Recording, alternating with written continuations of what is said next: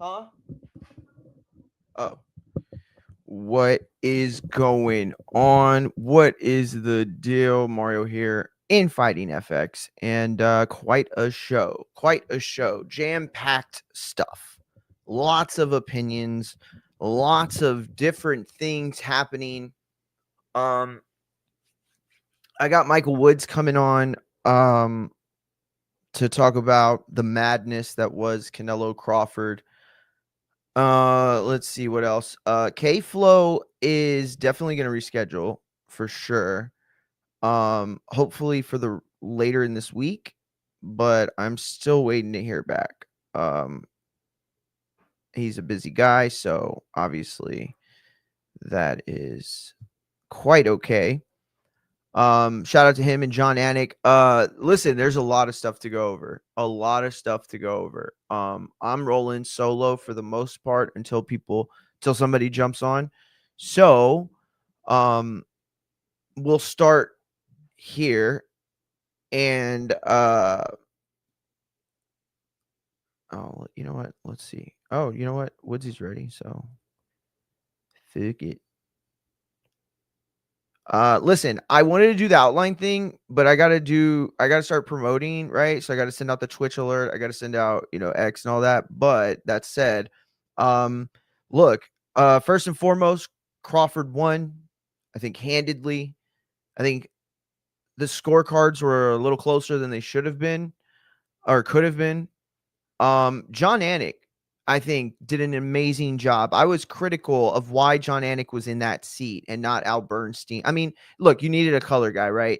And that's the way that this stuff works best, is when it's like color and you have like a play-by-play, you know what I mean? Like traditional commentating team, right? And John Anik's just one of the best in that regard, right? It just felt like historically I've watched both of these men, right? And this fight was based on a long, full narrative, right? Like this wasn't, oh, who's the best guy at 168 or who's the best guy at welterweight. No, this is a narrative that if there's no way, this is what I'm trying to say. There's no way you understood the magnitude of Canelo Crawford if you were just paying attention a year ago or even 5 years ago. This fight was about two guys that have never gotten their just due, who have proved over and over that they are part of the greatest sets of fighters in America. I'm sorry, in the history of the game, in this era specifically. And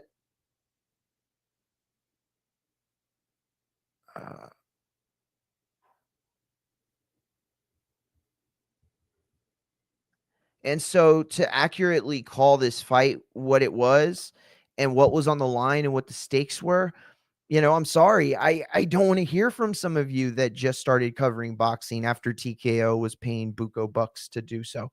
I'm not trying to be a dick. I'm not at all. But I am not a child, right? I'm a grown man who has the interests of, I'm a grown man who has the same interests that he had when he was a child. Okay. So you're not going to bullshit me. Like I can tell the people who actually love wrestling and who are just talking about it because it's cool right now. And they remember the NWO explosion and the Stone Cold Attitude Era explosion. And they want to get back on that bandwagon, right? And I could tell the people that have really been watching boxing and covering it versus the people who, saw Canelo Crawford coming a mile away and were like, fuck it, let's jump on that bandwagon. I don't care, dude. It's a check for everybody. I don't care. I really don't. There's no animosity. There's no jealousy from a personal perspective. But yeah, dude, I want to see fucking Abe on that stage. I want to see Mike Woods on that stage. I want to see the countless Steve Kim. I want to see the countless number of people that contributed to both the legacies of this man. Not fucking Mr. Beast, bro. Why is Mr. Beast getting the best seat in the house? And I know why. It's because they're trying to get kids that are dumb enough to be like, oh, Mr. Beast watches this. I'm going to watch this too, which is basically the same, fandom for the Nelk Boys and, basically anybody on the internet. I'm not hating in that regard. It's just, I don't know, man. There were a lot of people who added to the legacy and the zeitgeist of boxing in this era, specifically as it regards both Terrence Crawford and Saul Canelo Alvarez. And yet Dana White and a bunch of people from MMA and wrestling were the ones that, benefited off of it. Again, I don't care, dude. Get rich. I don't give a shit. It doesn't bother me day to day. It does bother me for other people that I know deserve to be in that spot. You know what I'm saying? But that said, John Anik did a great job. He was flawless in his transition. And, I think I saw Ariel give him some cred, right? And a lot of boxing people I saw talking shit, jumping on it. If you're going to hate, have a reason that you're hating, right? Like, tell me why John Anik did a bad job or why that wasn't a really good commentating team, because it was. Max Kellerman, if you forgot why he was considered one of the best in the business, it's because he's that fucking good, dude. It's because he's that fucking good. Now, if you also want to have the conversation of him kind of being a little bit of a corporate bootlicker, then okay, we can have that conversation because it seems like we have the data to say it's kind of fair, right? His time at ESPN, his time at HBO, and now literally, I think he hasn't even worked once under an actual contract. Before he actually worked once under a contract, he was thanking, I don't know, God, I really don't know who he was thanking for the birth of Turkey. Listen, dude, I know that was in jest, and I'm sure, he has a much higher, what is that? Oh, my things. Thank you. I'm sure he has a higher power that is, not Turkey, but it's just weird. You know what I'm saying? It's weird. It's weird to say comments like that. It's cringe. I don't blame Max. He's not like super active on social media or anything, right? Not anymore. And he's good, dude. He understands sports so well. I mean, growing up, I was, like I graduated in 05, right? So it's like high school, I mean. And so, like, in college, like, there was no one cooler than Max Kellerman. If you wanted to do the job of being a serious sports announcer, Max Kellerman was the guy that you wanted to be because he knew everything about everything. Fucking tennis, golf, boxing, football, basketball. You saw him shred Stephen A. Smith to pieces, right? You've seen him in positions where he spoke for the fans, but in a way that an articulate, competent journalist should be speaking. So it was like awesome to see him. And Andre Ward, who I think is the best in the business when you talk about so there's guys like George Foreman, Lennox Lewis. I'm so sorry, my love. That was terrible of me. I'm going to move all that shit. No, thank you. I know, but I can't believe I left all that shit like that.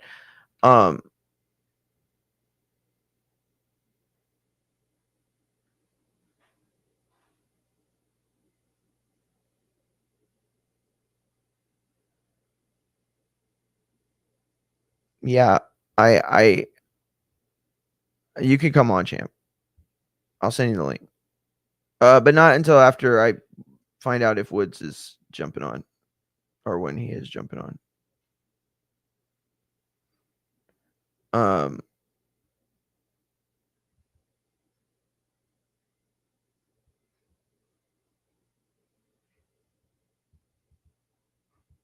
so anyway, yeah, it was just great. You know what I mean? It was a great event overall. Like, a lot of people came at me, I think, first of all, during my live, I did lose my mind a little bit. First of all, man, I'm gonna read some of these DMs and messages I got. Man, they were so nice, dude. So nice. Like, really.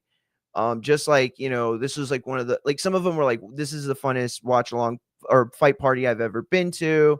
You have the sweetest family in the world. Like, you guys are funny. Like, this, somebody wrote like they were supposed to go to the fight, or they were supposed to go to the TBV watch party. I don't remember. It was like I got two different messages that said that, and that they were like feeling really depressed seeing all the FOMO. One guy broke his leg and couldn't go to the fight and had to sell his tickets and didn't make any profit at all. And then another guy, I think, was supposed to go to the TBV party or something like that, but I forgot. Family issues. I don't know. Why would I even give personal information out like that? That's psychotic.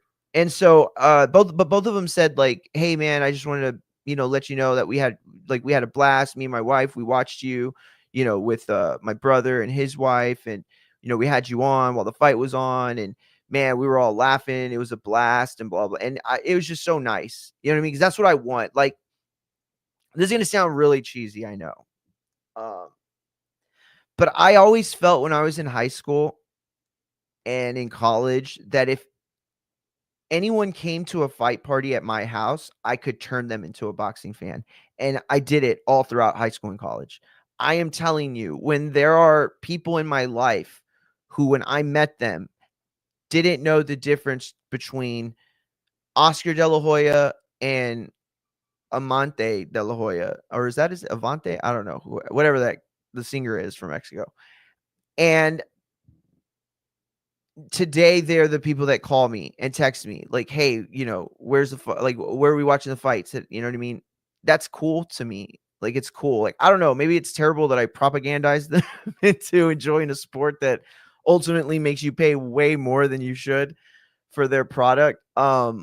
Still, it's cool. You know what I mean? It feels cool or whatever. But I don't know. It was just nice to hear people had a good time, because that's what I want, man. Like, I want y'all to experience the fight the way that I do, the way that I did growing up, right? Like, today we have fight parties that mirror my parents exactly to a T, from the way we do rounds, you know, for Monopoly money, of course, to the way that we just take in the fight, the whole event, from the national anthems to like everything. It's always a scene. Like, it's always an event. It's always like a party. But boxing is always the center of attention. There's never been a moment in any one of our fight parties where the thing on the screen wasn't the center of attention. And all we did the whole time was try to hype it for the casuals that were there that night. You know what I'm saying? Like, basketball fans, football fans, non-sports fans, the wives and the girlfriends of our friends, like, have no interest in sports at all, and helping them to understand what's at stake here. Like, this isn't two people doing a sport and seeing which one of them can win a child's game. These are two fucking men going out there, putting their bodies on the line for a livelihood that they would have never otherwise experienced. Make no mistake about it. If Canelo Alvarez was not one of the best redheaded fighting Mexicans to ever live, you would not know who he was. Okay. He would be doing a completely different job in Mexico, and you'd have no idea who he was. If Terrence Bud Crawford wasn't as good and as dedicated as he was, and who knows if he didn't get that chance when to fight who was it on HBO, when what's his name, Breedis Prescott. If he didn't get that opportunity on HBO when what's his name got hurt, who knows what would have happened? Who knows if he'd be here today, right? So it's like, just, I don't know, it's cool. It's really cool. So a lot of people talked about the fights. A lot of people hating on Vegas right now. A lot of people are hating hard on Las Vegas. From What is this? Windows. Yeah, I fucking know, bro. From the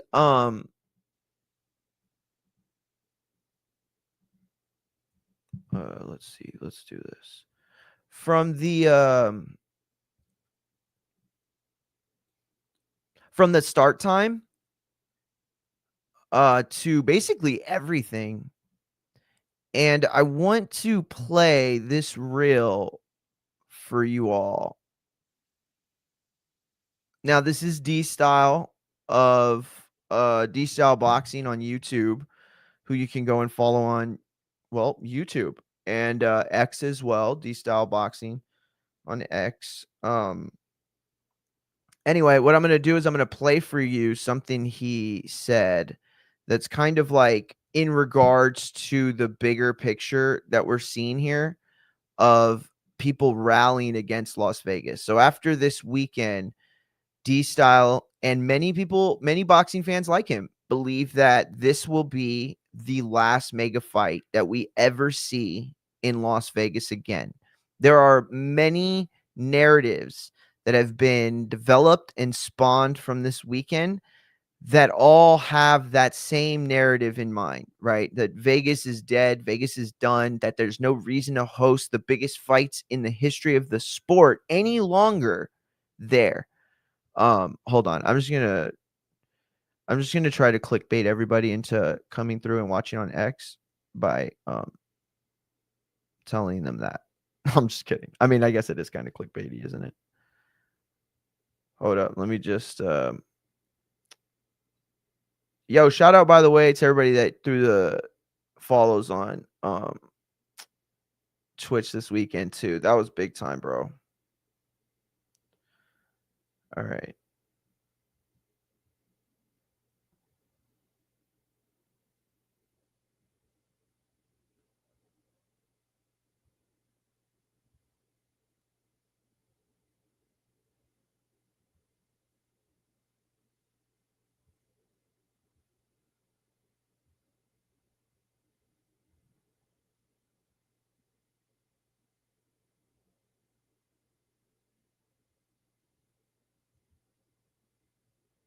Let's see. What's more clickbaity? How about this?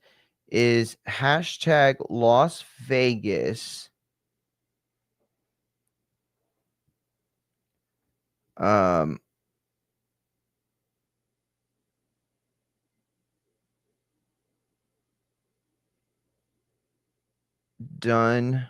with mega fights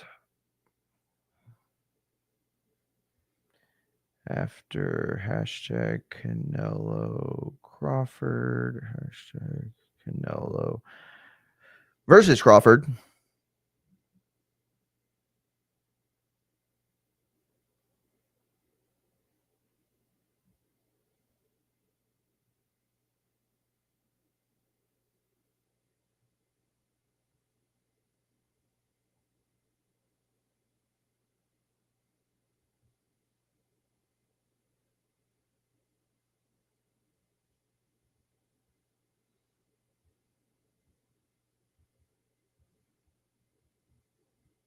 Okay, so let me see. I want to play y'all D Styles thing real quick. Let me see if D can come through and maybe just even talk about it for a little bit.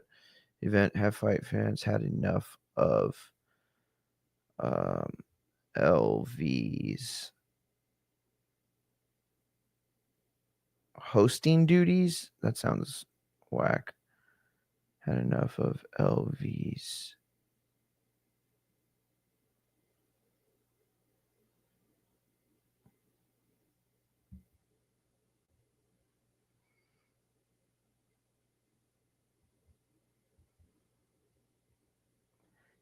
Tap in now and let us know. God, I hate being so.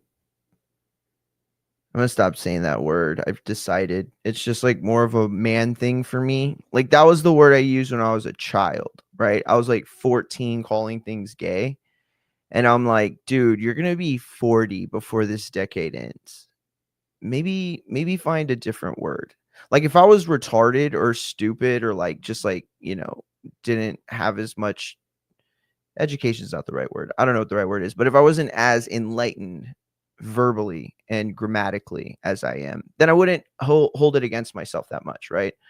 But I'm way smarter than having to use the word gay every time I want to use the word cringe, lame, stupid, gay. Nope, that's the same one.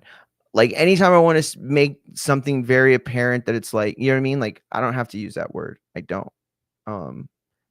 I'm not saying that if you're like from my demographic and you still use it, and it's like I get it. It can be hard to break a habit, but it's either you're stronger than it or you're not. And if you're not, fine, you're just a pussy. That's cool.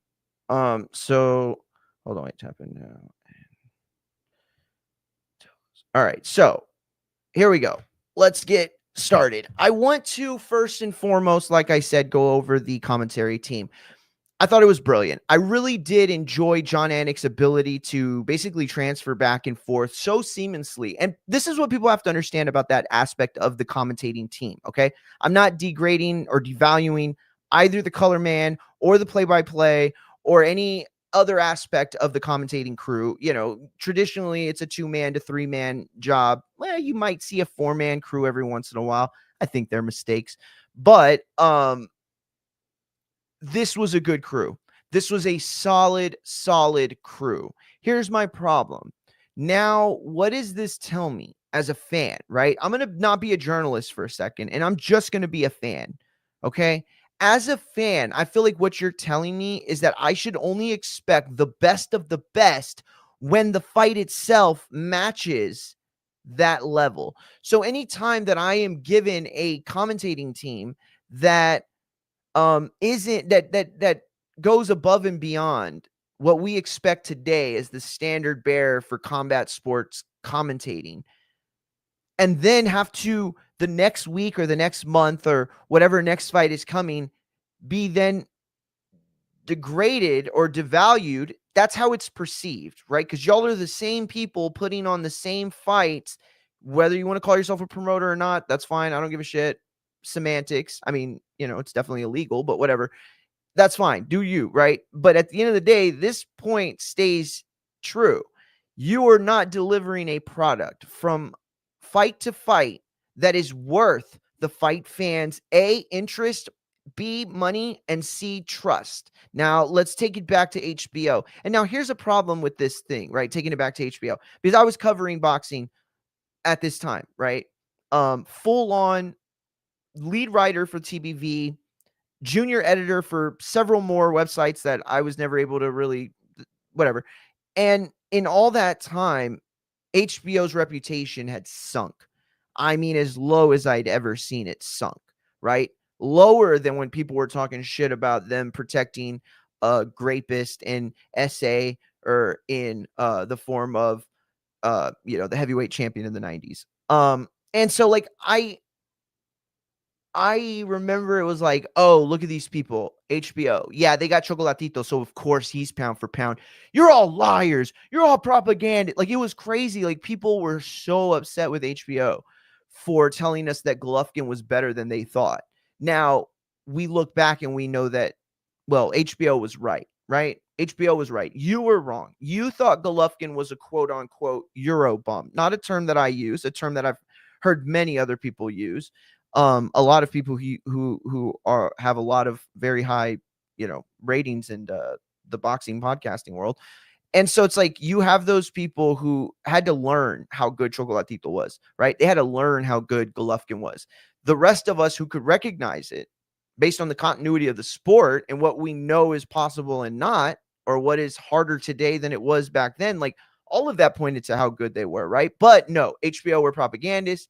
HBO were trying to sell us into who should be pound for pound. They're trying to keep the pound for pound guy because their business model had revolved heavily around having access to the pound for pound fighter in Mayweather or Pacquiao, before him Mayweather, and even guys like Andre Ward eventually came on board, who were products of Showtime's massive push and massive investment of them, right? But ended up going to HBO because they recognized it as the powerhouse and the power play. And that reputation there, the one that they had from within the sport, that was never broken. They continue to deliver the highest level of expectations of a fight fan, from when it came to giving us video packages, from when it came to Jim Lampley waxing poetic about some of the best fights and most historic moments in the sport, right? From all of that,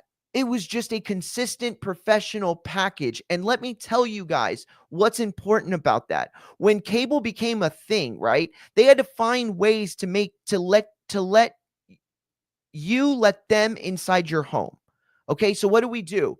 Well, we need to create a Sports Center type of show, right? With a real homey like warm feeling set, right? And we have to get these personalities that talk about the sport and that talk about whatever we're selling, right? Like football or boxing or wrestling. And we have to get these guys and like make them like your uncle, right? Or like your brother or like the neighbor you fight with. We have to make them consistent, right? There has to be a contingency when you are watching programming that is week to week. If WWE Raw every week changed its format completely, changed its logo, changed its commentator, changed every aspect of it, nobody would have watched. They are in a different building every single week that is in a different city, in a different state, every week, every month, multiple times. But turn on Raw tonight and do me a favor. Ask yourself, does it look like last week and the week before, the week before?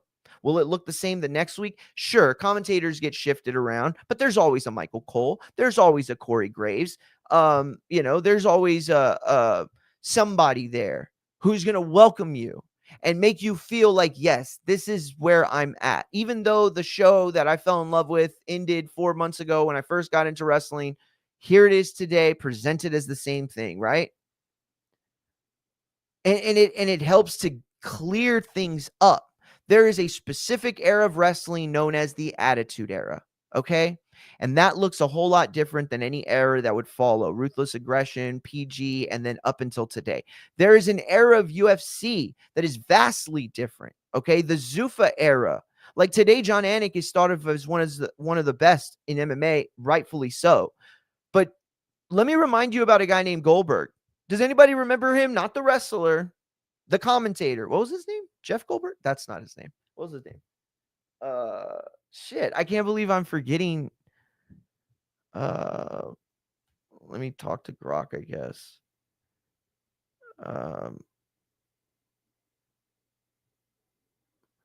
Grok, what was the name of the UFC commentator from like the late 90s and early 2000s? I think his last name was Goldberg. I'm sure it was.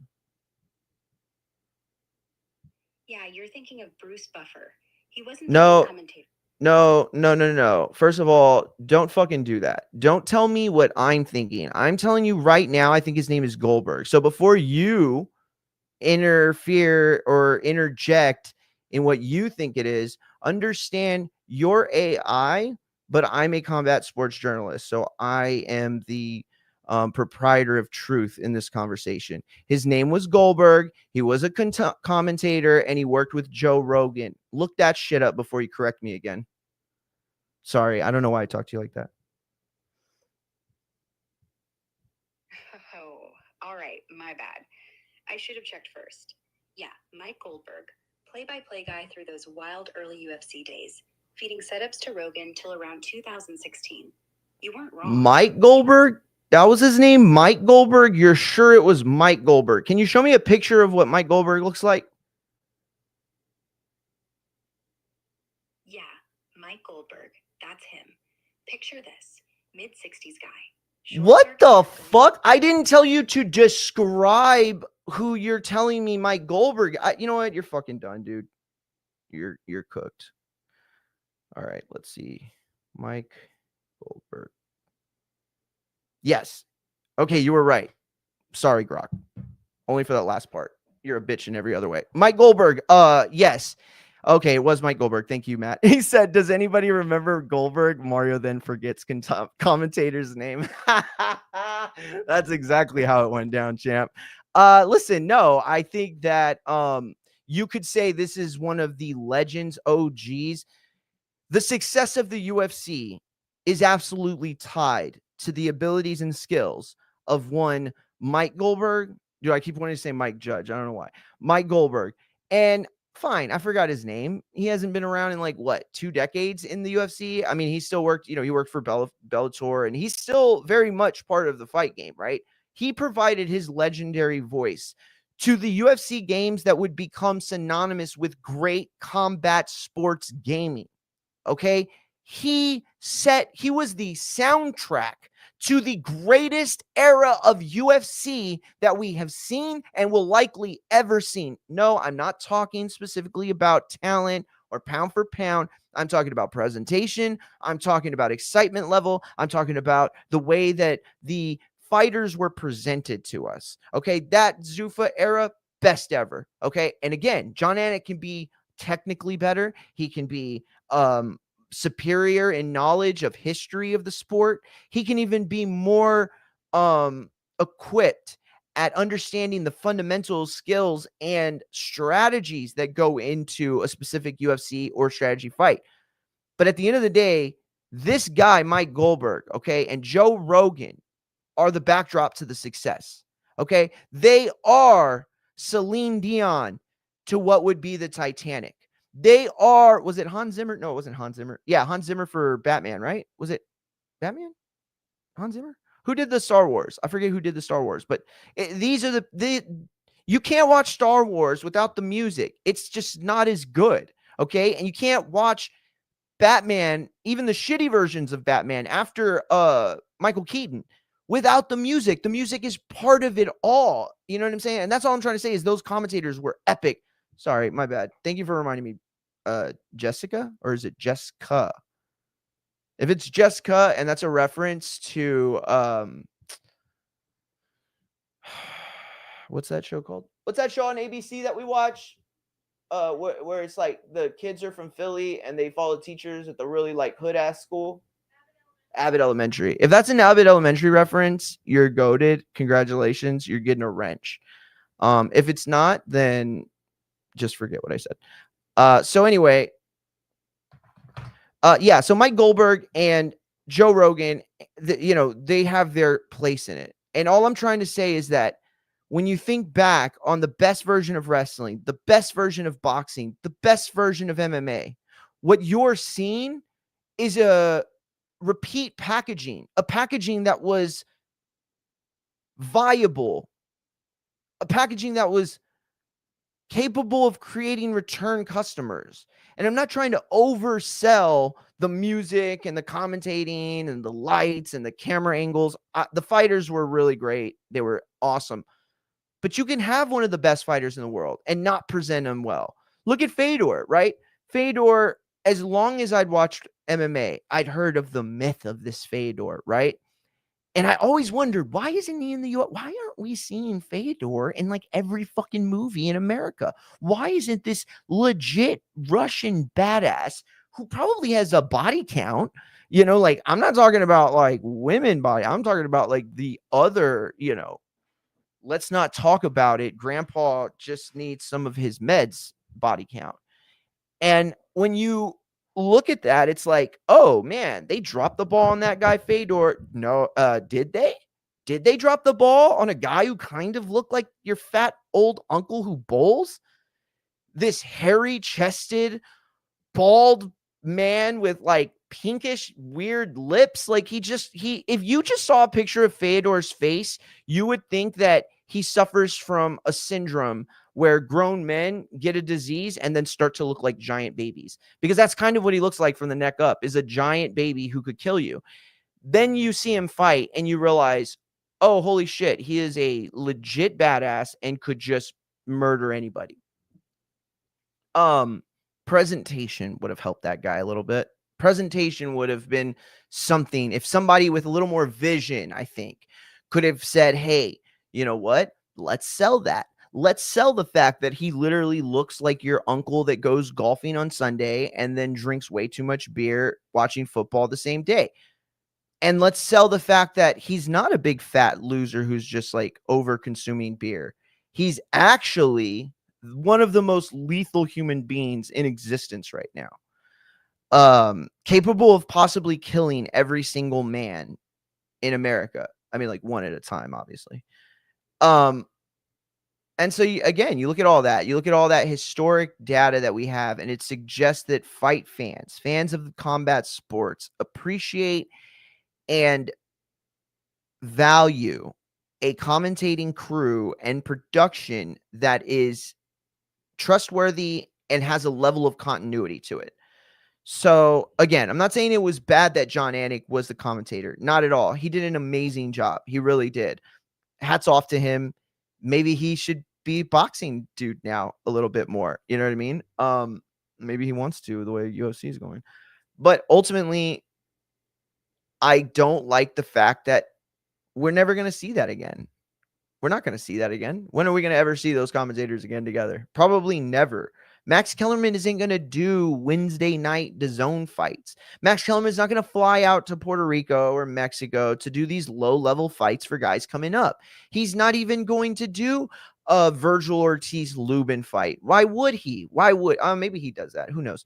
But all I'm saying is that this isn't a situation where it's like Max Kellerman part of the HBO team, right? This was, hey, this is a special night in boxing. We need somebody special. Max Kellerman. Boom. John Anik. Crossover gives both sides something to look at or something to recognize. Boom.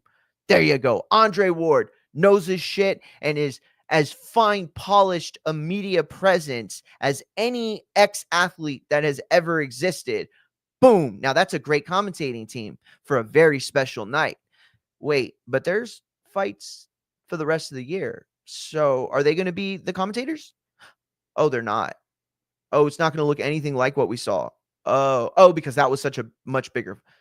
Okay. So then exo facto, nothing else is as special, right? The fights you're selling us aren't special enough to have the best of the best or even one of the best of the best. You know what I'm saying? Like Mark Kriegel was only there because ESPN's not a thing anymore for boxing, but he deserved to. I don't mean he was only there. Like, I mean, like he was able to be there because of that fact. He deserved to be there. Absolutely. He was a valued asset to that team. Maybe we see him again. Maybe we don't. But all I know is that it feels like now everything we get after this is less than. And, you know, the dad has been there. Look at Floyd and Connor and Floyd and Pac. And, you know, when we used to have mega fights during the HBO days or whatever you want to call them, it was the same commentating crew. All right. There was a HBO Boxing After Dark. There was a Showtime Next Generation Boxing. They had their commentators who were very, very good, but they weren't Al Bernstein and Jim Lampley and Max Kellerman. Roy Jones, usually, I think. Maybe Max would do like the hosting duties, right? Like, or not the hosting duties, but maybe he would do like play-by-play, right? The Lampley spot. And yet here we are all these years later, and it just feels like boxing is just lost from an event, from a production standpoint, right? There's no continuity. There's nothing that makes you feel like, oh, we're back watching boxing. The same boxing I watched as a kid with my dad and that same boxing that my dad watched as a kid with my grandpa. It doesn't feel like that no more. You know what I mean? It don't feel like that no more. It really don't. And it feels like they don't care that it doesn't feel like that. It feels like they're perfectly fine having Mr. Beast sit there and hopefully rack up a bunch of like cheap TikTok, views, versus catering to the demographic that actually understands what they're watching. But fuck it. That's just me crying. All right. So this is D Style. And this is what he had to say.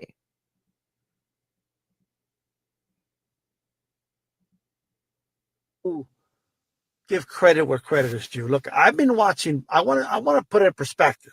All right. I've been watching the sport of boxing since my dad sat me down as a little runt, and I watched Julio Cesar Chavez against Meldrick Taylor.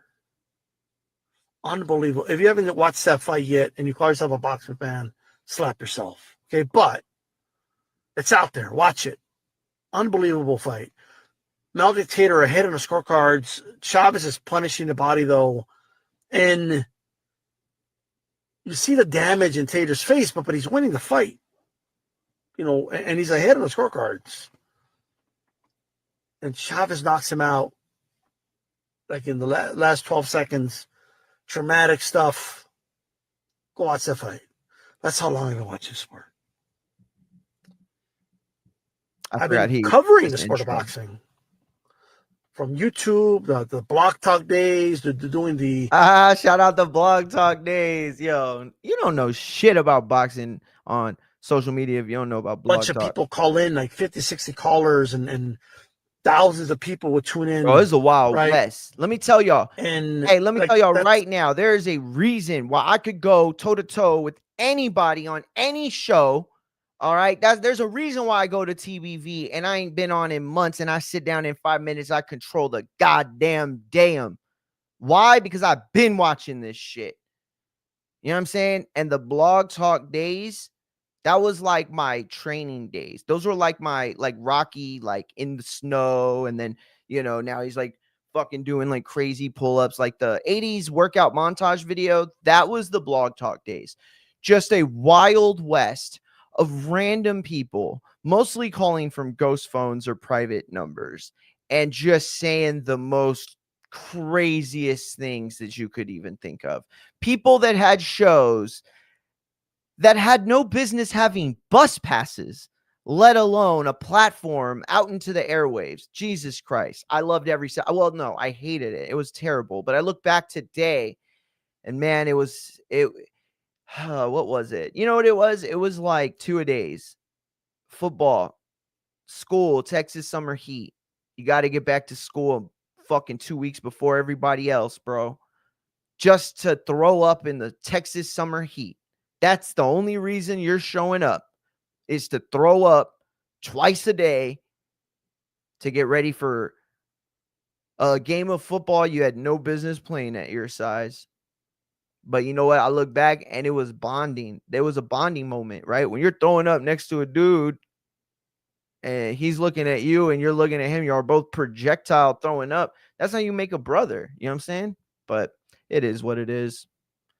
I've been covering the sport since, and rest in peace to Ricky Hatton, but like the first video I did was a prediction on Hatton versus Pacquiao.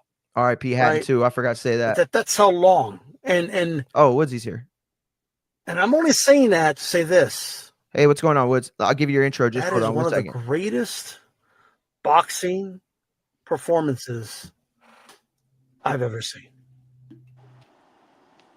Like that I've ever seen. Aaron Spud Crawford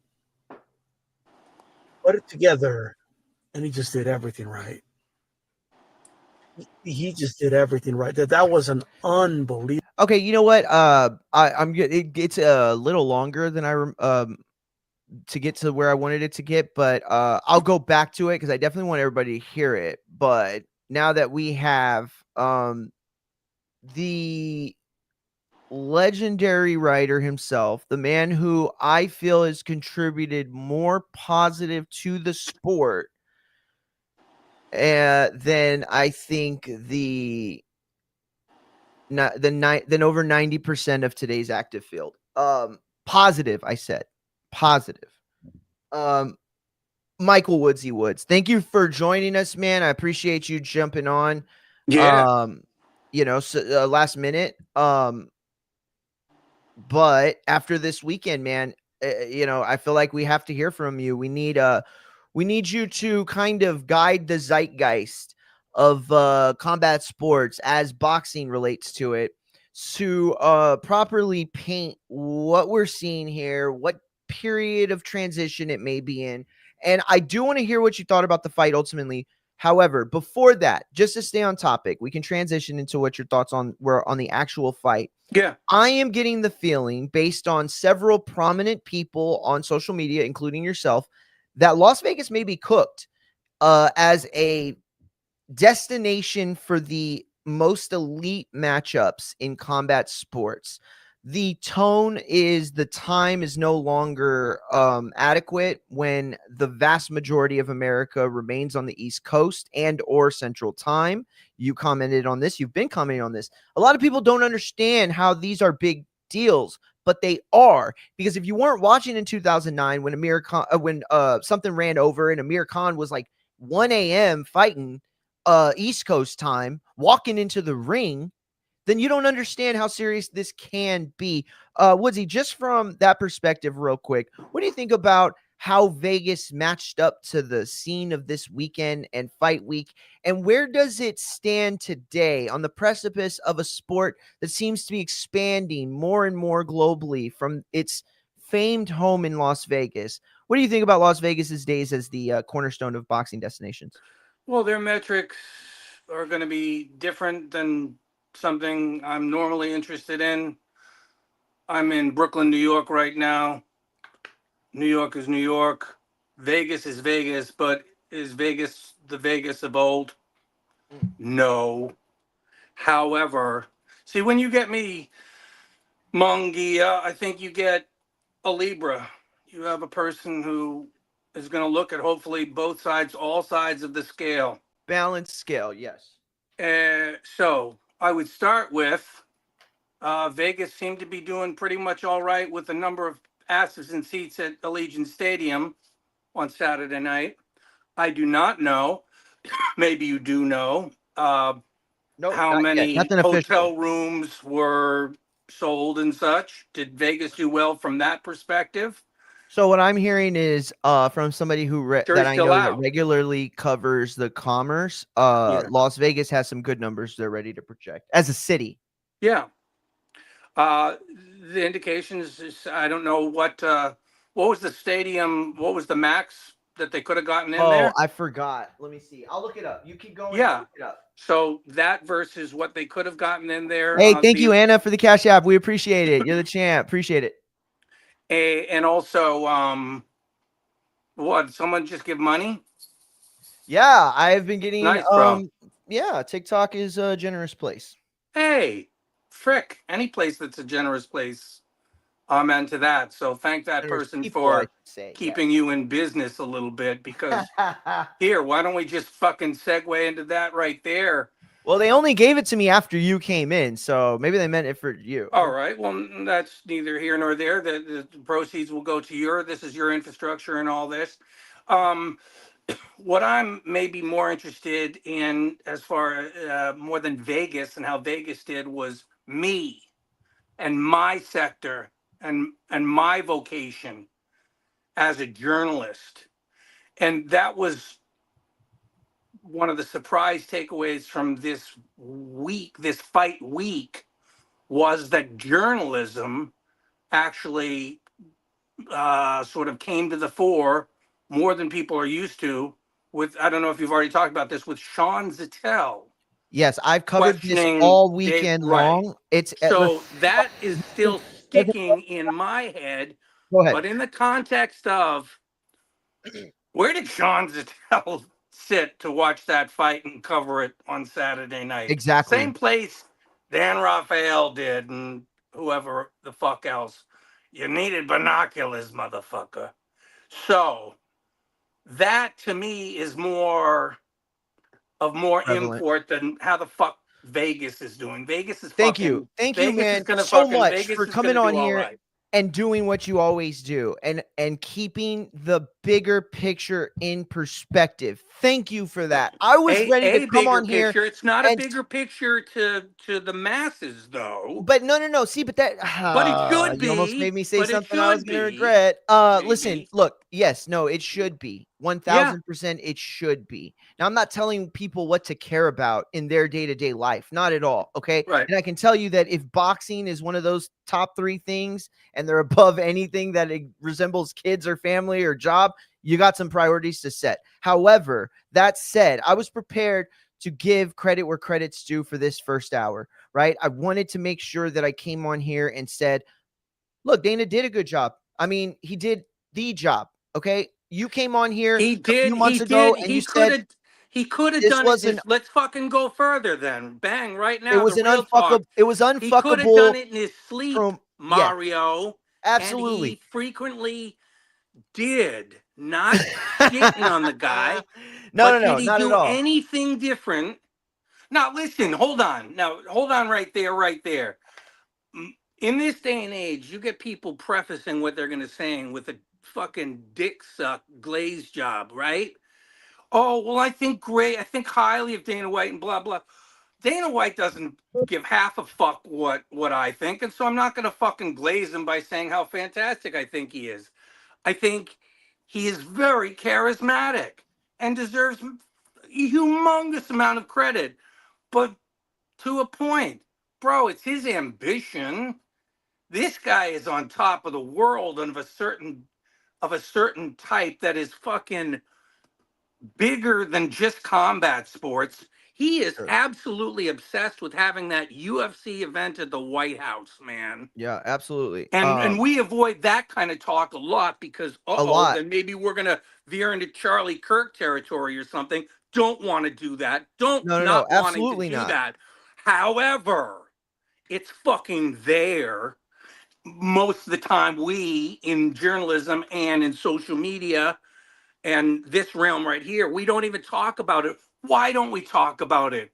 Are we afraid of freedom of being free with our speech? Yes, indeed we are, sir. You're right. You're right. You're right. We are absolutely afraid of it. And at the end of the Yes. day, I can sit here. Look, there are guys like Calix who I very much respect his opinion, right? And he has done a good job of keeping a very clear perspective on where the sport has been over the last half decade.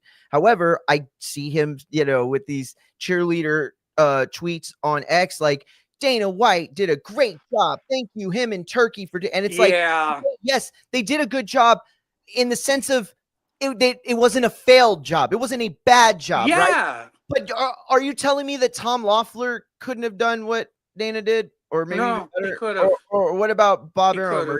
or even Al, or like at the end of the day, Correct. Dana was there because he is positioned there, right? In where he is in this bigger TKO bubble, right? And that's fine. I don't care. I really don't. It doesn't upset me. But I was saying before you came on, it does bother me that guys like you, guys like Abe, guys like Sean Zattel are outside of a picture when they're the ones who painted the We narrative for the are Canelos, for the Crawfords, when the rest of the marginalized. world to hate on both of these men. You and Let me a say it percentage of fucking people now. like Let me you in the say, media made let me sure that they say, got their just Mungia, due. let me say where I am right now. I am a marginal figure. Absolutely. Should that be sadly the agree with case? you. Plenty of people, 99% might say, well, fuck you. You should be. You actually have covered no shit for a while and know that how long more so I've been doing it, whatever. But guess what, Mung Bean? That don't matter. It don't. That's not, Don't matter. resume and who you know and what you know. No, who you know still matters, but what you know don't. So it's a fucking weird, and let me say it, shitty fucking age, a degraded age Mm. for journalism. And my friend Dana White, if I was keeping it real and talking to him and was off the record and maybe he had a whiskey or what have you, and we were unwinding, I would say, you did some of that damage there yourself, Mr. White, marginalizing media. Now I don't, when Sean Zattel was up there and asking that question, the amount of people that know this is fair number, but I'll fucking say it for a wider record. I was flashing back to 2008 when I was working at ESPN magazine, and UFC was on the rise. It was a golden age. John Wayne, Randy Couture was leading the pack, and it was a bunch of hard-hitting guys: Chuck Liddell, Rich Franklin, Matt Hughes, a lot of Caucasian guys, actually, if I'm putting two and two together looking back. But the sport was really on the ascent. I convinced powers that be, editors, hey, it's this Dana White is really, he is leading the horses to the water, and he's a one to watch as a promoter. So I pitched them on it, and they said, yeah, fucking run with it. Now, this is the old days. Listen to me. I embedded with the motherfucker for 4 days and 3 nights in Vegas. Went to his house, met his wife, went to the clubs with him, etc., etc. Read in between the fucking lines. Why? Because I was useful. What do you mean I was useful? I was with ESPN Magazine. We allotted 5 or 6 fucking pages to Dana White. It helped the mythology. It helped move it to the next fucking level. It helped get a contract at ESPN with ESPN. Yeah, no, it did a lot. Hey, real quick though, And then compare that to now. Am I dumber?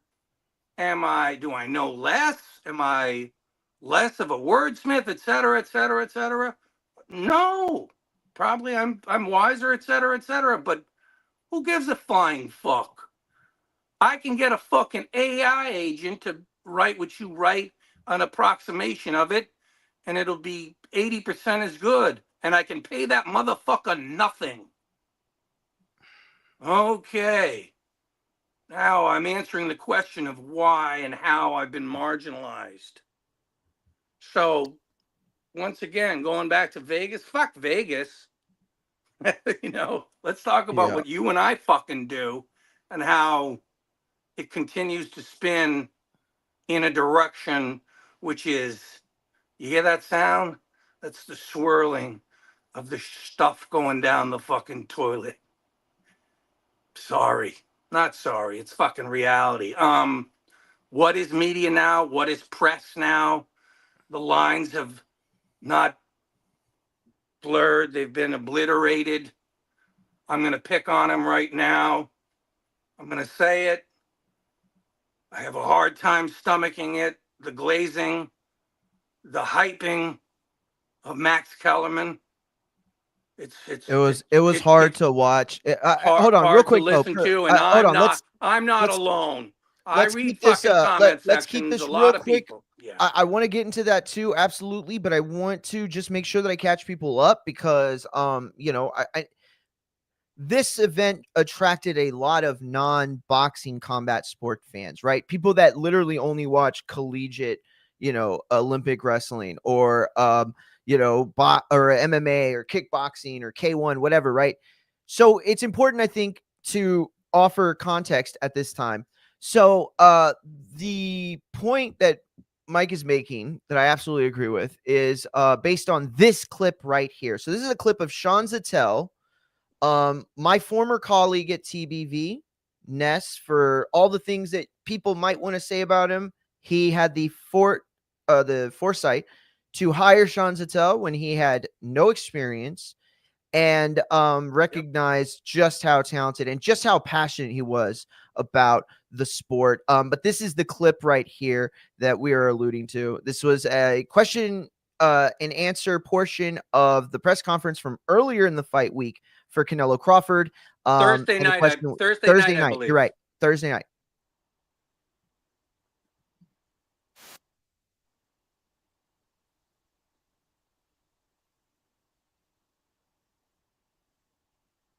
No audio.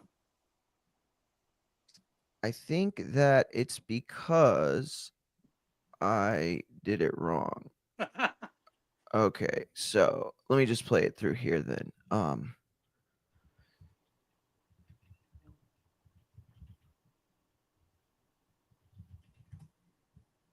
All right, here it is.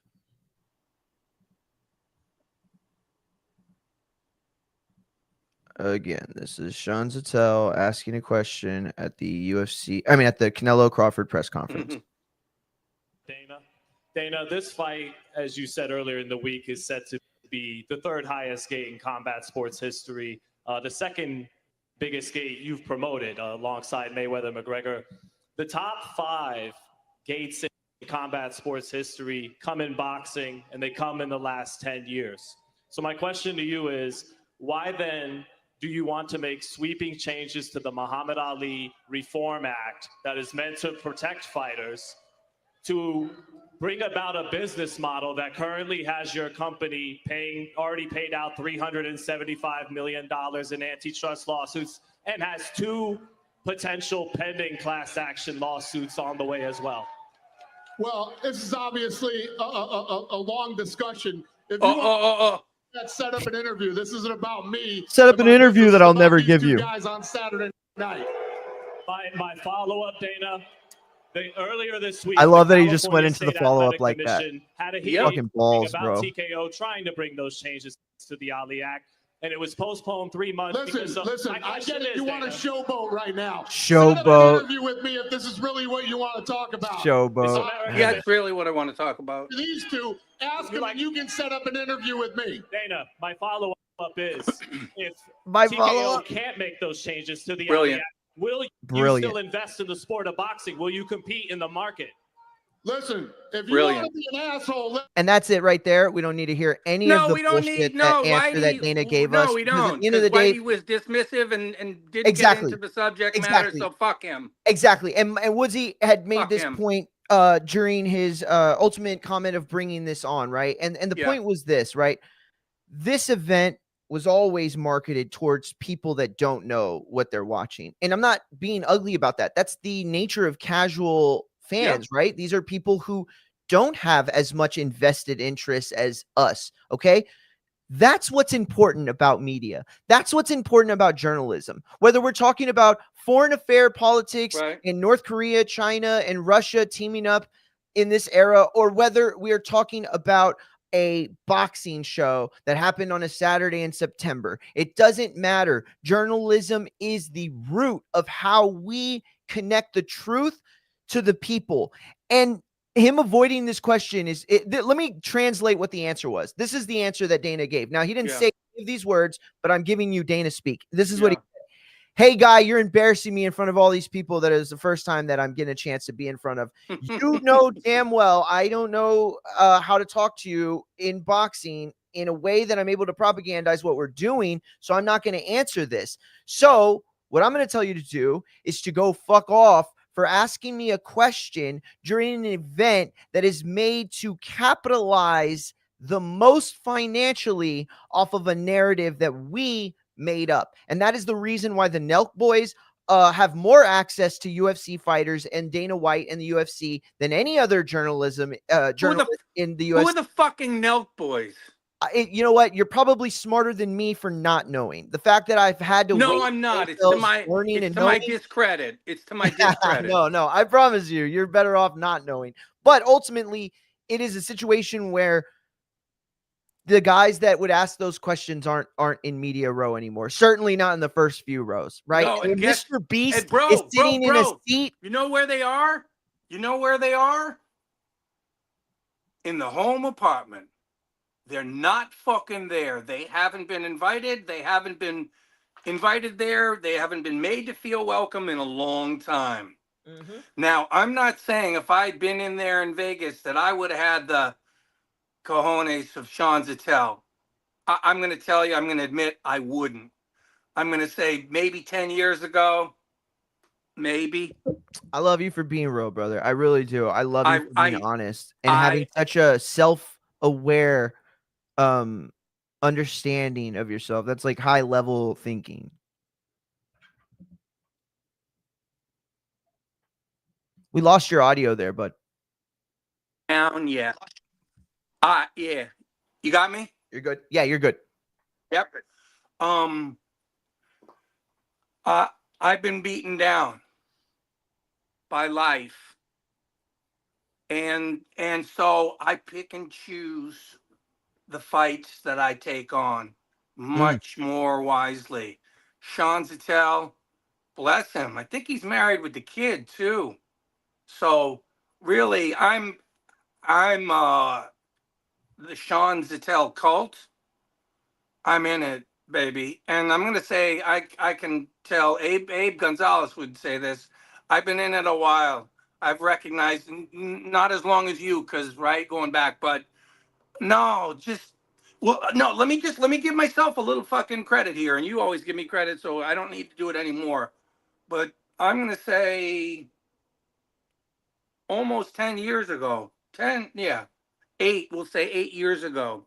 I would give credit to the videographers, you, Zattel, and them, because people would shit on y'all and they would be fucking kind of moody about the BWAA, right? And the Yes, fucking absolutely. the elitism Not real journalists. from those guys that And that the hurt, by the Hemingways, way. the I'm not going to fucking- bring up Hemingways. names, Mike. I'm not going to Yeah. bring up names, but No, we there are a can. lot of people that, well, I just don't, because I've let Yeah, it I go. don't.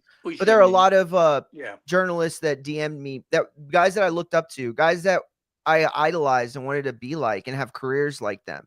And they said some of the most disgusting things to me and attacked me as a human, as a professional. Shout out to Brian Campbell. Shout out to Mike Woods. Shout out to oh my God, Kelsey McCarson. Shout out to Pat, to Barry. Shout out to all the people who treated me like at least a human, at least a peer who's Because here's what I saw with and heard with my own fucking eyes and ears.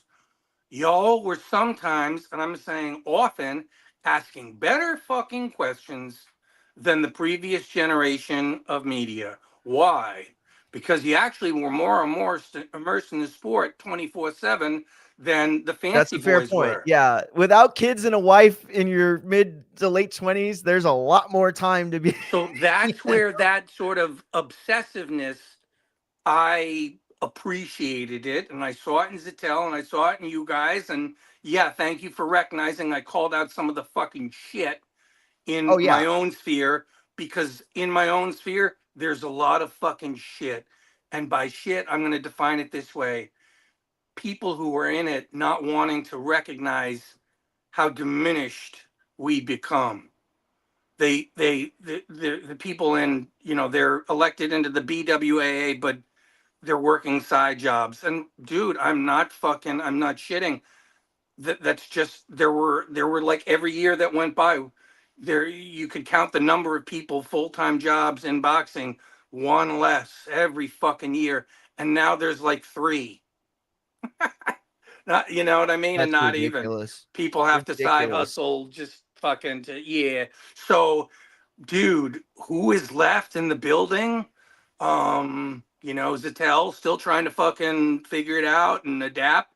God bless you. God love you. I'm in there with you to an extent, trying to fucking figure it out. Yeah, I am. I'm still, it's like I'm in, a marriage, a long time off and on. That fucking couple that's like, oh, they're broken up. Oh, they're fucking back together. That wasn't me for most years. I was just a dutiful fucking spouse. But last couple years, being honest here, nah, marginalized. Yeah, I get that. You know what it was for me? Like a lot of things happened really fast, right? Yeah. Like I went from starting writing my first ever article for somebody who was willing to edit and publish it to within 2 years, I had co-published a book with somebody in the UK. I was writing for multiple magazines, print. I became a junior editor and worked for Mario Serrano. Everything just happened a lot at once. Explode. Yep. And then I realized that I had no idea how boxing worked, like zero. Like I thought, because I had come from this time of being 5 years old and my dad explaining everything he could remember about the sport in his era, I thought, oh, I'm well equipped to cover it.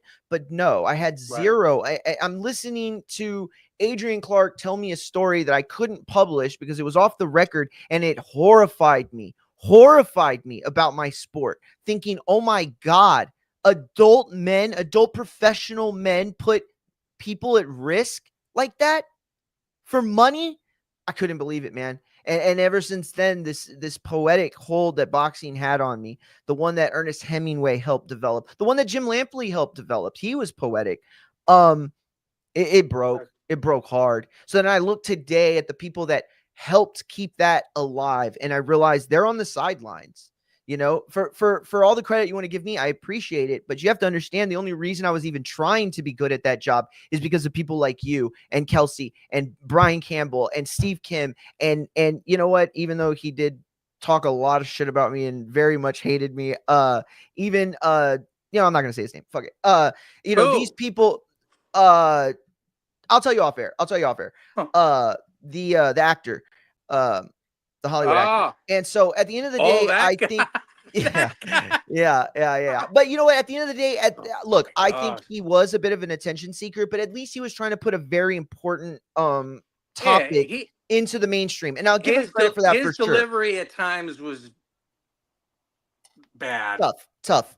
He cared about the subject and has a heart and all that, but he was so consumed with his place in it all, and on what platform and on what stage that envy got the better of him. I have historically had not that many haters, but now and again I would have a hater and I would just be like, fucking why? And then I would realize, well, you know, not because of, you know, any great fucking humongous talent I had, but the platform I was on. And they were irked at the platform. Well, why is that motherfucker speaking for ESPN? Yeah, that was him. So that was I get that. That was bad envy. That kid, he was annoying. Yeah, no. And listen, there are a list of people who come from that era that didn't help at all, right? And maybe ultimately contributed to where we are today, where so many of the most successful and popular, specifically boxing, you know, content makers have very little knowledge of the sport. And I'm not trying to be mean. Like, you know who I wanted to bring up, and this is literally in defense of him. I'm not bringing this up to hate, but I started seeing everybody that was talking shit about Ray Jackson after he posted this post. I'll just read it real quick. He said, Canelo run at 168 is the true definition of undisputed. He took every belt from every champion. Terrence Crawford watched Canelo work his ass off, getting every belt from each champion, plus 2 fights at 175. Crawford was handed undisputed without putting in any work. Now, if you're listening to that and you're taking it serious, shame on you. Like, he has zero understanding of the sport. And I'm not, again, he would, I think, say this, right? He is a guy who has a, you know, decent job, makes decent money, and he likes to troll. Yeah. But if that's the guy you're going for your media and your breakdowns, you're the one who's problematic. Right. And that guy, way more people know who that is than know who fucking Mike Woods is. And is that right or wrong? Dude, I hate that I live in that world, man. I hate that I live in that world. Like, if this was the 70s, that wouldn't be true, Mike. You understand that, right? If this was the 80s, that would not be true. People that have no 90s into the 2000s, and then it just fucking the ship. But today, and I hate living on hard in it, water. Because here's the thing: at least you got to experience the other side, right? Like, I lived through this transaction, and now I'm stuck in this thing. Like, my future is a future where the people who say the most outlandish things, but have the least amount of knowledge and historical understanding of the sport, are the ones that get the, you know what I mean? And it's not the jealousy; it's the fact that, damn, these are the people that have spread this propaganda. And the reason I had to go on TBV and have a fucking 20-minute debate with Ness in round 1 is because this narrative is taken over. Because the people that know the least about the sport have the most impact on its culture today. It feels like a lot more than anyone else should. It's not even, Mario, it's not even least amount of knowledge. It's willingness to suck the fuck up. To be Glazer, baby, to be Rick Glazer, to fucking work for Dunkin' Donuts. Yes, spreading that fucking frosting on.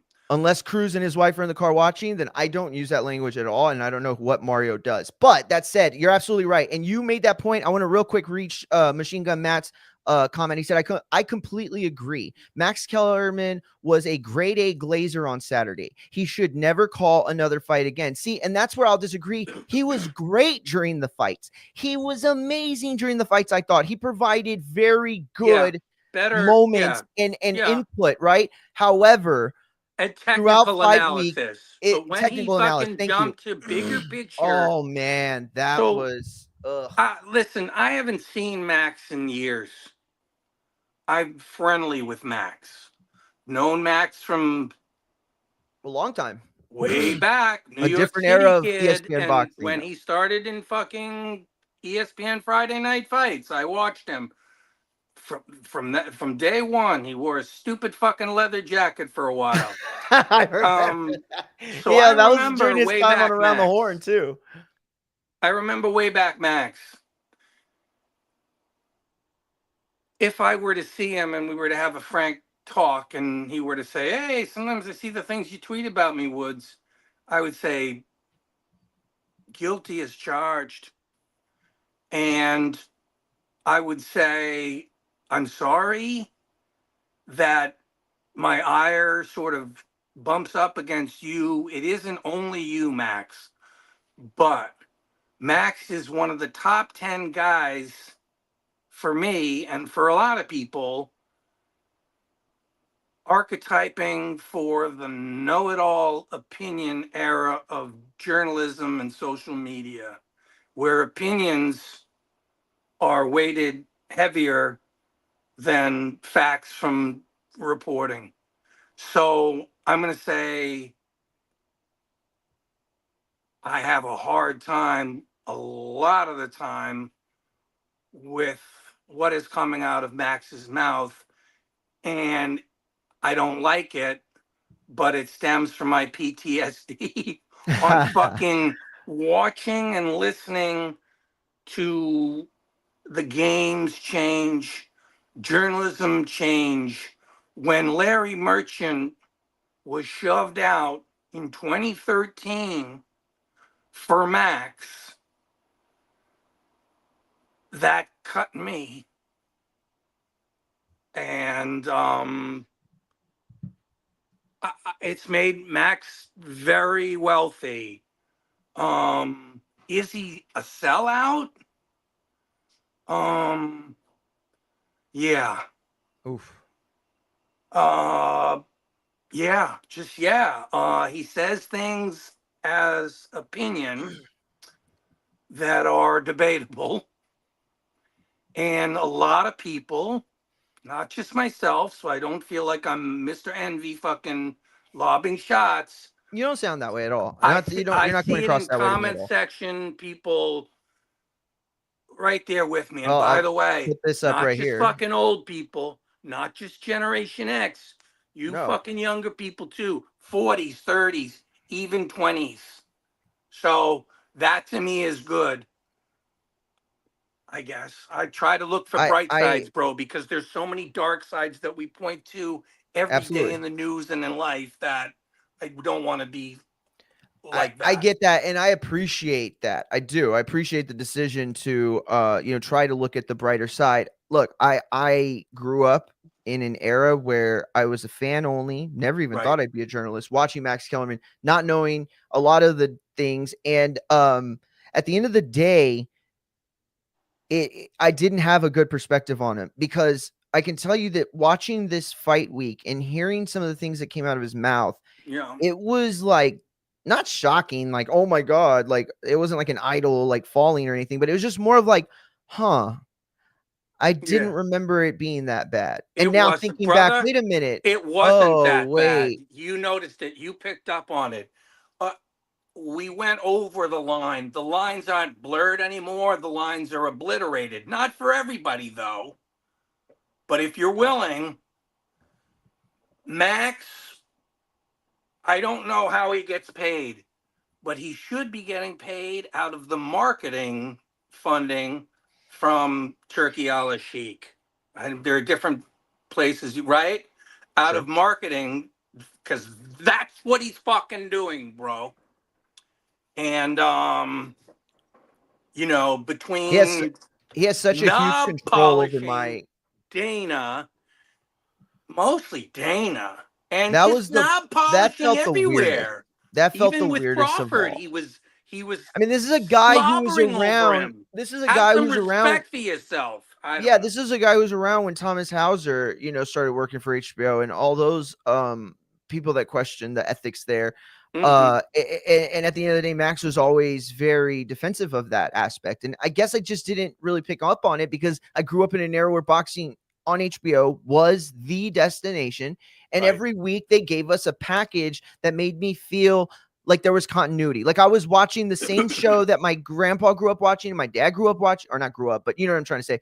And so it felt like I was getting this, he almost represents this era of like good old JR and Jim, and Jerry the King Lawler, where it's like if you're watching boxing, you expect to see these guys. And that So permeated Mario, into culture because guess what? He was in the Rocky movies playing Right. himself alongside the HBO crew because So- that's how embedded they became in the culture and lore of boxing, specifically American boxing. let me go a step further and say that I surmise correctly that what happened was this.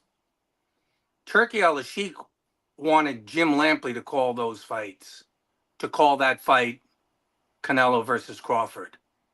He was overruled. By who? Dana White. You picked up on it. People picked up on it. The chilly vibes, the lack of positive vibes between Turkey and Dana. You saw it at the press conference when Turkey said Dana's going to make a very special announcement now. And Dana said, no, I'm not. See you at the weigh-in. It's going a certain way between those two. Eddie Hearn, by the way, in a interview that dropped today, picking up on it too, that he was willing to just do what Turkey wanted to do because it's his money, whereas Dana is like, no, I want fucking John Anik. Was that the best thing for the show? No. Okay. Is that the right? No, it's his guy. Yeah, And yeah. so I get. he's Listen, putting his stamp on it. And Sean Zettel said it. Sean Zettel, in so many words, said it like, why are you putting that stamp on it? Is that the fucking stamp you want? It is the stamp you want. If you want to control the narrative the way you want to control it, which he wants to do 24/8. And Absolutely. that's not for the good of the But fucking overall I will program, say but this. I don't run the ship, man. I will say this, right? Because I agree with you. When I found out that that Anik Sean was Anik. going to be the play-by-play, Mhm. I realized, oh shit, this is going to be gross, right? This is going to be But he just wasn't like bad. anything. No. And that's what I said Right. at the very beginning of this Yeah. program. I said I was upset because it wasn't, Bernstein or Right. somebody that has actually covered Yeah. the legacy and history of both of these fighters. No offense to Anik, but I am confident that if you go back, you will find UFCs that he covered during Canelo fights, during Crawford fights. Oh, Could my you go back and goodness. rewatch? Sure, but he's getting paid to watch MMA. So all I'm Yeah. saying is that didn't feel like the guy it should have been. That But does he did a not great matter. job. He That's really right. did do a good job. And here's the one thing I'll say, because I try to look for the positive as well. If you are looking at this event and you're Dana White or Turkey or anybody who is going to actually get paid from it, you're saying to yourself, this is not a boxing event. This needs to go beyond boxing. This needs to be a combat sport. This needs to be a sports event. That's it. No combat, nothing, no boxing, no MMA, nothing. It's a sports event. So in order to have that, we need somebody on the dais that is familiar to the crossover fan. So you have Max Kellerman there for those people like me and you who were around during the HBO and Showtime days. Then you have Andre Ward for those that have been around over the last 5 years, and he's done an incredible job. One of the most polished ex-athletes currently working as a commentator. really good. And then you had John Anik, the guy that everybody who only watches UFC or rarely watches boxing, mostly MMA, are going to recognize. So I thought from that perspective, it was a good choice, I guess. But ultimately, again, this event paid no homage to any of the people that helped to build the lore of Canelo and Crawford. And do Canelo and Crawford themselves owe anything to anybody? No, not at all. But again, it's the people that put on this event that tried to put it on as a, TKO event, when this was a boxing event first and foremost that should have been catered to the boxing fan. I thought they did a great job still. It was a successful promotion. I think we'll see some good numbers,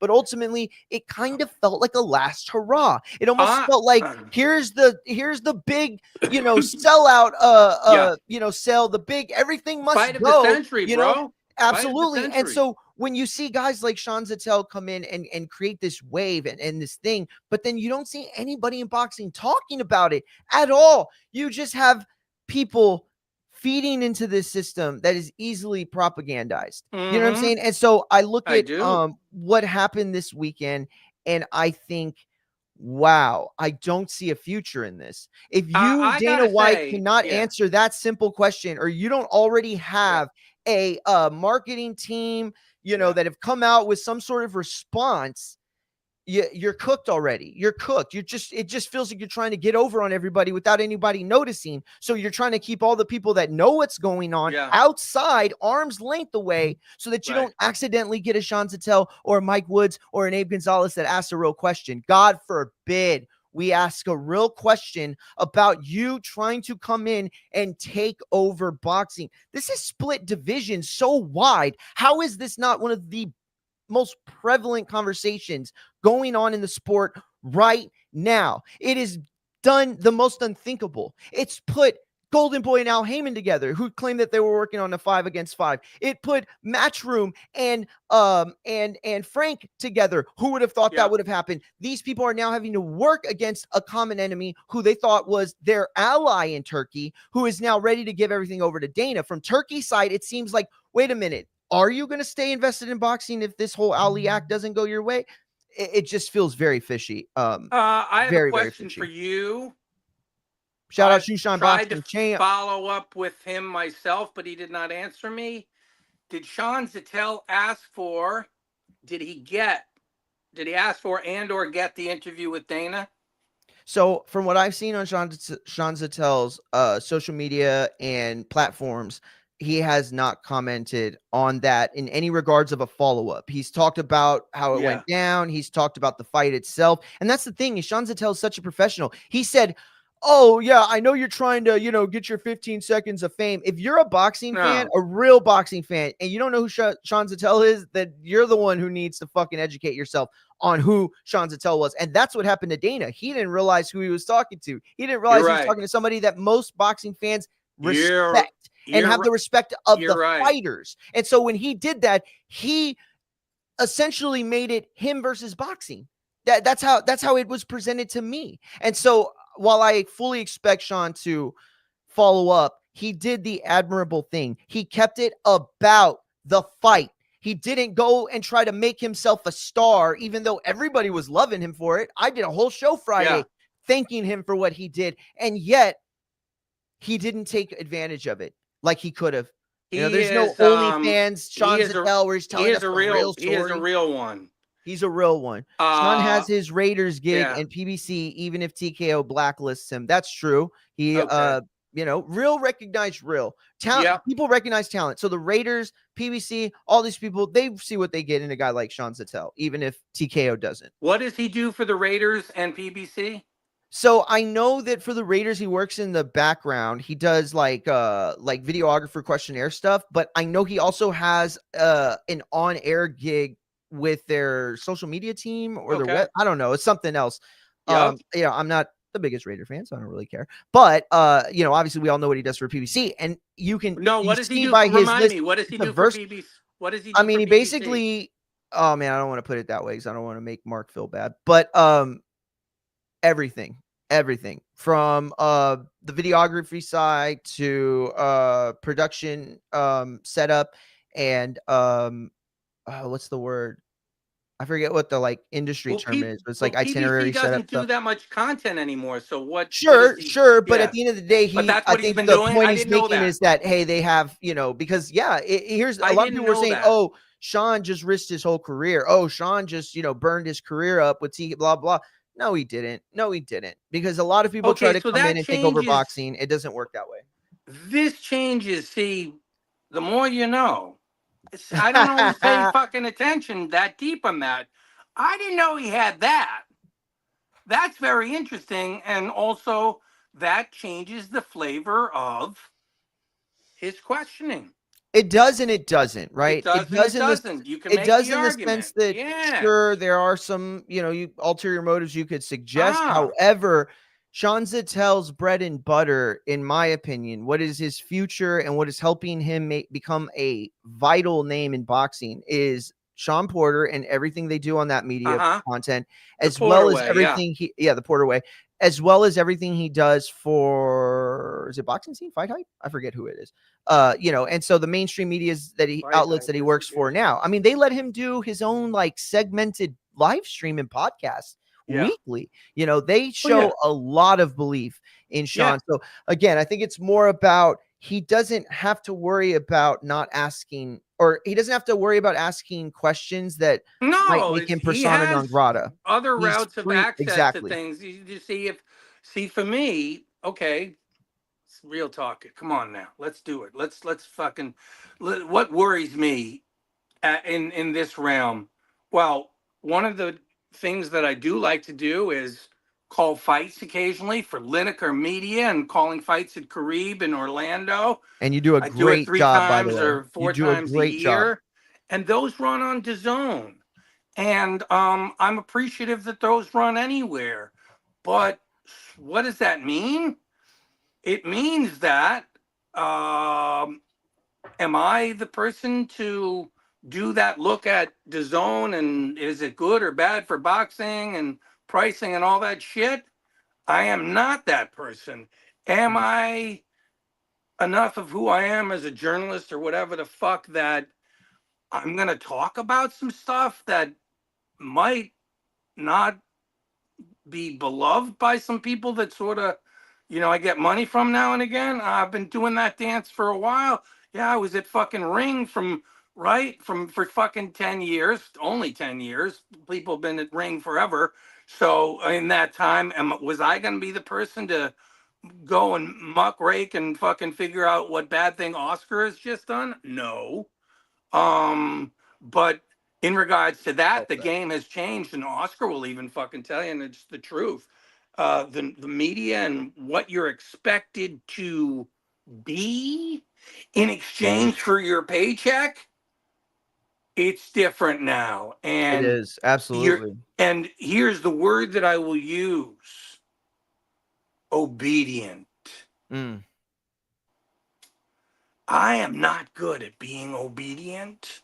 I'm too fucking independent, and I wish I could be more, but Mike Coppinger, motherfucker's earning his fucking 300,000 or whatever the fuck it is. Better, tip my cap to you. And you said it before, and bears repeating. I think Mike is a single guy, no kids. He's married to this. So, yeah, exactly. And that luxury, people don't often understand it. You know what I mean? Because it's like, I wanted kids. I did. I wanted to be a father. I wanted to be able to, and I still think I will one day, just not, my own loins creation. But that's okay. And at the end of the day, what I can say is what that are loins anyway? Loins exactly.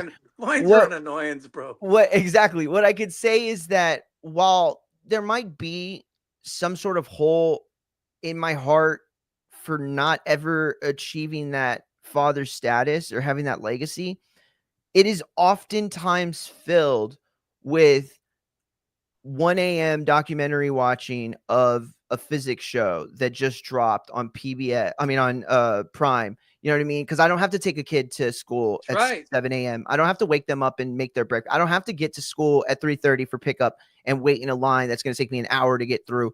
Like Yo, you those know who is absolutely killing it right now while juggling like a fucking Dr. J is Abe Abe. Gonzalez. Abe Gonzalez is a fucking monster. I don't know how he does it. Honestly, I think that he has like like Strong I motherfucker. don't know. I just think he has this like He's a Marine. I don't think he has a brain. I think he has a battery and it just takes it out and puts a new one in and he's just activated. So he doesn't have to sleep or nothing. Because how he manages to take care of a newborn while fulfilling his duties as a dutiful husband, and then still provide the coverage that he does on multiple levels I will of say sports. he doing it I mean, right. Jesus. While I was juggling, I was doing it right. Now, in retrospect, I realize I wouldn't have realized or given myself credit at the time. Unfortunately, I sort of did it backwards. Now one of my kids is off in college. I'm split from their mom, so I don't see the other kid as much. So I have more time on my hands now. But guess what? I don't have the volition and the energy and the impetus and the ambition that I did have that 10 years ago. Real talk. I can't drive 55. Being 55 and whatever is a different fucking animal. Here, let me give you a little segue that's Canelo. Canelo, during that fight, one period he got hit with a jab and he shook his head and the look on his face, it spoke 100 words. It was, fuck, I saw that one coming And I couldn't move. and Oh I my God. couldn't You're flip so it. I fucking good at couldn't this, move dude. it. You're so fucking good at this. I And remember God exactly damn that it. moment. I think I was live commenting at that moment. I said something like, look at his face. He's dejected. And it's not this situation where he's like, oh my God, I suck or anything. It's that, oh my God, I'm not the fighter I was. I can Correct. feel it now in real time. Illumination over his head. I didn't know what the look was at the time. I was like, Sure, oh, okay, absolutely. just giving I respect thought to maybe he's Crawford. mad. Maybe, You maybe he's know. getting frustrated. And that moment when he almost sort of tried to eliminate Crawford from the Royal Rumble, I don't know. That was to me an act of frustration, you know, just kind Right. of popped out at that moment, but you could see it. Now, I'm not going to take away from Crawford by suggesting that Canelo got old in front of us. Not at all. Cannot do that because at the end of the day, what the history of the sport suggests is that even a fighter at 168 that is less the fighter he was 2 years ago, 5 years ago, whatever, should still be capable at the level that he reached to beat the best welterweight. But that's not what we saw because that's not what Crawford is. He's more than just the potential greatest welterweight of all time, surpassing Floyd Mayweather. He may even be more than just on the top all-time great Mount Rushmore list. This may be somebody that sports looks back at and suggests he was special no matter what sport we're talking about. I am going to be contrarian, old school style Teddy Atlas, who is less about Teddy is now about getting along with people. He's finally smartened up at about age 60. He finally smartened up to not be such the contrarian all the time.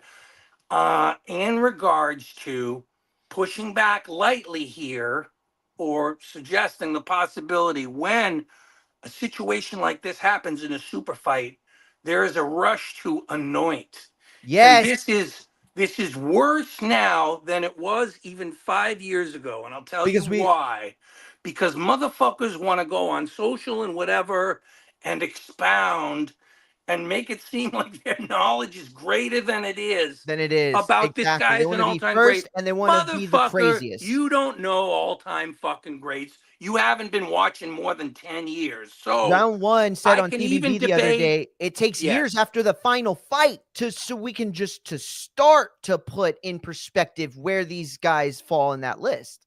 So Mario, I'm going to maybe piss off, but I don't even think so. The Canelo fans a little bit, because I've said this all over the place enough, so they could have been coming at me.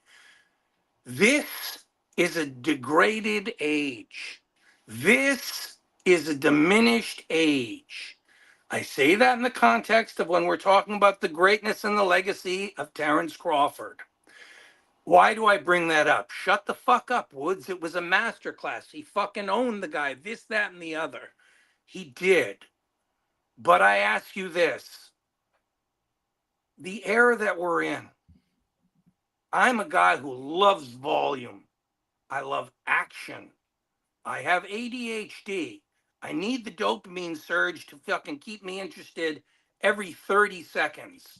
Same. And when I look at the punch stat numbers and I see 3 of 20, 4 of 28, when I see that I think maybe only 2 rounds, Canelo threw more than 30 punches. My friend, how to put this? Who Crawford fought this Saturday is not the same fucking guy of 5 years ago, of 10 years ago, et cetera, et cetera. So you could say, well, Crawford's old too, Woods. True. But only 1 of 2 guys threw more than 400 punches in a round. My friend, go back and let's do some of that history. Let's watch some of them fights when volume was not regarded how it is. Guy, this is the post Mayweather age. So many people are fighting smarter, not harder.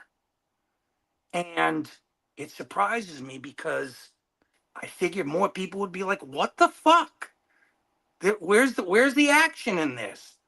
But actually, people, younger people especially too, are okay with it. And I find it to be very interesting because it's not optimal. Prize fighting. What I'm watching in too many of the fights is exercises in data collection. Bro. So anyways, was this the fight of the century? It was a good fight. But you know, beyond that and making meaning of it, people really want to be that person to anoint. And then also they're doing it to curry access and favor. Sure. So they can know their handlers and the people, whatever, you know who I'm talking about. You know the guys that do it. Yep. And they're sucking up and it's fucking lame and it is what it is and they're playing the game right and I'm probably fucking not, but I don't know, bro. It's a degraded age. I sound like a fucking crank. Sorry, but I'm not fucking sorry because it's true. Listen, Woodsy, I want to thank you for jumping on last minute. Yeah. I actually hope you can come back this week because I have a few more topics that I want to go over with you, but I am covering Monday Night Raw, and you got to do that. Check my recap out for fightsatw.com. Excuse me, fightsatw.com. That's fightsaroundtheworld.com, where I cover Raw and SmackDown weekly for the website, as well as PLEs for both WWE and pay-per-views for AEW. So you can go to fightsatw.com. You can bookmark the webpage. And if you do so, you are doing yourself a favor as a combat sports fan, because I'm telling you right now, you can go to a lot of mainstream places for boxing or wrestling or any combat sport. But Abe and the people at fightsatw.com, and probably one of the greatest staffs right now in the biz, work very hard to give you different looks. Yes, they cover the mainstream stuff, but there are things that you could learn, for example, about Ryan Garcia this summer that you probably don't know, and interviews with Pacquiao and Freddie Roach and many others. So definitely go to fightsatw.com and definitely check out my piece covering Raw tonight as they move to avoid Monday Night Football direct coverage on the week that Monday Night Football has 2 scheduled games. So not the greatest timing in the world, but that's okay. But nice. I want to thank everybody. Mike, you want to give out the social medias real quick? Sure. At Woodsy1069 on X Twitter is where you can find me, and please say hello. Awesome, man. Thank you. And I will text you to hopefully maybe we can reschedule sometime this week, because I have like 5 other topics that I want to talk about. Absolutely. So always enjoy talking with you, my friend. Champ, good job. And by the way, a lot of people in the chat saying great convo, and they love it every time Woodsy comes through. So appreciate that, man. Thank you so much. I appreciate kind words always. It means a lot You have to me, more than sometimes people know. That's awesome, man. You have a good rest of your night. And by the way, congratulations for getting one to college, man. That is the goal of one of the many goals of a parent, and you have successfully achieved that. So hats off to you, man. Just gave me some goosebumps there, and I will say also it's a lot harder than I expected, and sometimes I'm sad, but I appreciate you mentioning it. Thank you. It is a huge deal, huge deal. Appreciate having you, and we'll see you later this week, man. Appreciate it. Amen. Peace. Peace out. Listen, that was Mike Woods. Appreciate him for joining us. Listen, I'm lining up a handful of guests for the rest of this week. Looks like we got one for tomorrow. And so, yeah, keep me posted on your social medias. That's Infighting FX, Infighting Exchange, spelt Infighting FX on Facebook, YouTube, Twitch, X, IG, and TikTok, where I have been posting plenty of stuff. We are gonna probably go live after Raw to talk about the wrestling stuff that we didn't get to. Andrade being a baby back bitch, and a bunch of other stuff that we got to go over.